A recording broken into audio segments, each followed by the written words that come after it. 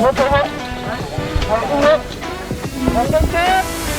C'est le papier.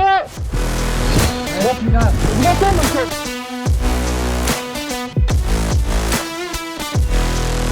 Une manœuvre, un exercice, un entraînement qui permet à l'ensemble de nos personnels de se préparer au mieux à un contexte opérationnel, au plus proche du réel, puisqu'on prévient la population par correction, mais la population joue également son rôle de victime, d'impliqué.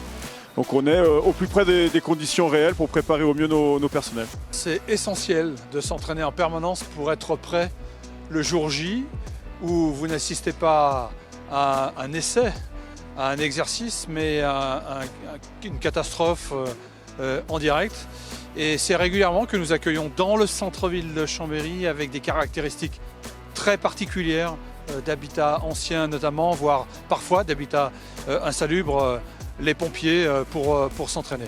Alors c'est des feux très particuliers par le contexte, avec des traboules, des cours intérieures, des bâtiments qui communiquent, qui sont contigus, qui communiquent par différents étages entre eux. Donc oui, on a une particularité très importante sur les centres anciens. Il n'y a pas que le centre ancien de Chambéry, on en a également sur l'ensemble du département. Et donc on reproduit ces exercices régulièrement sur les autres secteurs, Aix-les-Bains, Moutier, tous les secteurs qu'on a identifiés à risque avec des centres anciens.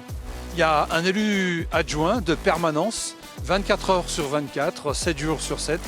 C'est lui qui est appelé dès qu'il y a effectivement un accident, un incendie, qui doit ensuite faire de la coordination. Il y a également une personne dans les services de la ville, là aussi d'astreinte. Et ensuite, il y a une chaîne d'information et de commandement qui se met en place. Et en ce qui me concerne, j'ai été prévenu quasiment instantanément quand l'incendie fictif a eu lieu. Chambéry est un petit peu porteur de cette dynamique interservice.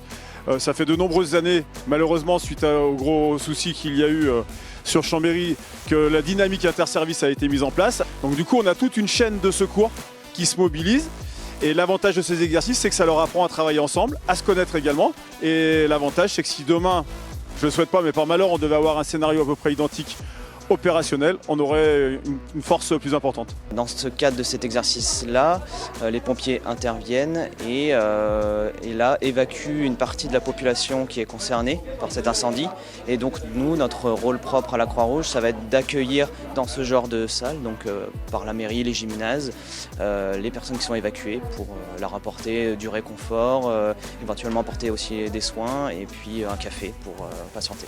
En fait, on joue le jeu comme si c'était une réalité et donc il y a des naufragés à recueillir, il y a des naufragés à sécuriser, il y a des naufragés à reloger dès lors qu'il y a un incendie, comme ça a été le cas d'ailleurs la semaine dernière où ça n'était pas un incendie mais un problème de bombe acétylène qui a pris feu et qui a nécessité dans l'immédiat à la fois de fermer un commerce et aussi de reloger les plus proches voisins dans les villas ou les bâtiments proches de cet accident pendant 2 jours.